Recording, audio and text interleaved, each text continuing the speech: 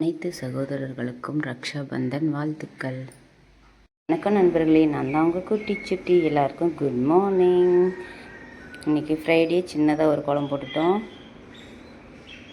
நமக்கு தெரிஞ்ச மாதிரி ஒரு சின்ன கோலம் போட்டாச்சு. இன்றைக்கி ஒரு சிம்பிள் லஞ்ச் ப்ரிப்ரேஷன் தான் பார்க்க போகிறோம். இதை பார்த்ததுமே உங்களுக்கு தெரிஞ்சிருக்கும். அம்மா லெமன் ரைஸ் தான் செய்ய போகிறோம். பாருங்கள், அதுக்கு 2 வெங்காயத்தை நீல வாக்கில் கட் பண்ணி வச்சுருக்கேன். ஒரு 3 மிளகா இல்லை 4 மிளகா, காஞ்ச மிளகா நான் எடுத்துருக்கேன் காரத்துக்கு தகுந்த மாதிரி. கருவேப்பிலை கொஞ்சம், களைக்கொட்டை.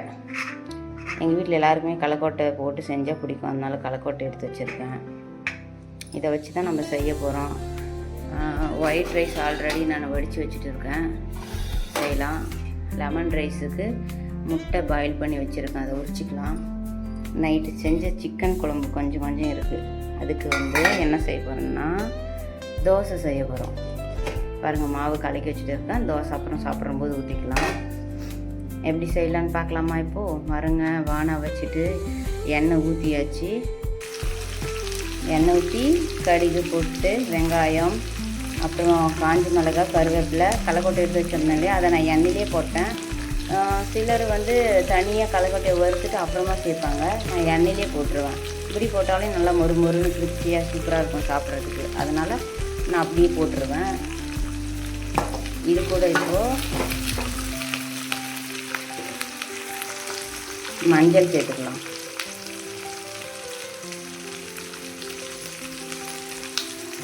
மஞ்சள் நல்லது, சேர்த்துக்கோங்க. உப்பு சேர்த்துக்கலாம். நான் 3 பேருக்கு உண்டான அளவு தான் செஞ்சுட்டு இருக்கேன். உப்பு பத்தலைன்னா நம்ம டேஸ்ட் பார்த்து அப்புறமா கூட போட்டுக்கலாம். இது வதங்கினதுக்கப்புறமா வெள்ளைச்சோறு வடித்து வச்சுருக்கோம் இல்லையா, அதை போட்டு நல்லா பெரட்டி விட்டுட்டு அப்புறமா லெமனை புழிஞ்சு விட்டுக்கலாம். அது மேலே புழிஞ்சிட்டு ஒரு 2 பெரட்டிட்டு நம்ம எடுத்துக்கலாம். கொஞ்சம் வதங்கட்டும் வெங்காயம். களைக்கொட்டையோடு சாப்பிட்றதுக்கு லெமன் ரைஸ் சூப்பராக இருக்கும். இன்றைக்கி சிம்பிள் லஞ்சு தான். நைட் சிக்கன் செஞ்சோம் இல்லையா, அது இருக்குது.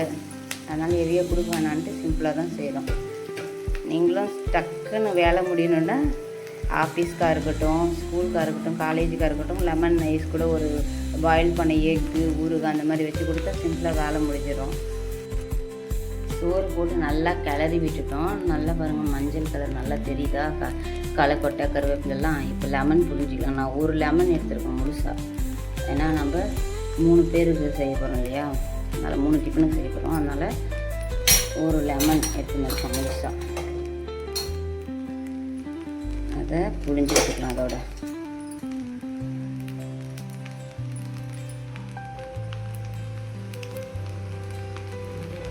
புழிஞ்சி விட்டுட்டு நல்லா மிக்ஸ் பண்ணிவிட்டு இறக்கிட்டால் லெமன் ரைஸ் ரெடி ஆகிடும்.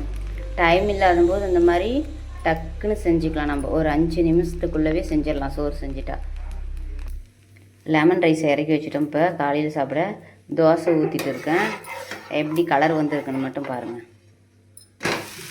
பார்த்தீங்களா, கலர் எவ்வளோ சூப்பராக இருக்குது. நல்லா மொறுன்னு சுட்டு சாப்பிட்டா அவ்வளோ டேஸ்ட்டாக இருக்கும். அவ்வளோதான், லஞ்ச் ப்ரிப்ரேஷன் முடிஞ்சு. டிஃபனுக்கெல்லாம் போட்டு வச்சுட்டு இருக்கேன். என்னென்ன வச்சுருக்கேன்னு பார்க்கலாமா? இங்கேருந்து பார்க்கலாம். காலையில் சாப்பிட நல்லா தோசை, மொறுன்னு கலர்ஃபுல்லான தோசை. அதுக்கு நைட்டு செஞ்ச சிக்கன் குழம்பு.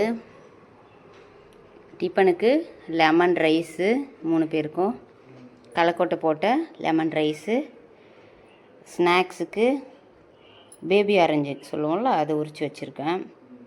பாயில்டு முட்டை, அப்புறம் காலையில் குடிக்க மோர். இவ்வளோதாங்க. இந்த ரெசிபி உங்களுக்கு பிடிச்சிருந்தாக்கா கண்டிப்பாக செஞ்சு பாருங்கள். செஞ்சு பார்த்துட்டு எப்படி வந்திருக்குன்னு சொல்லுங்கள்.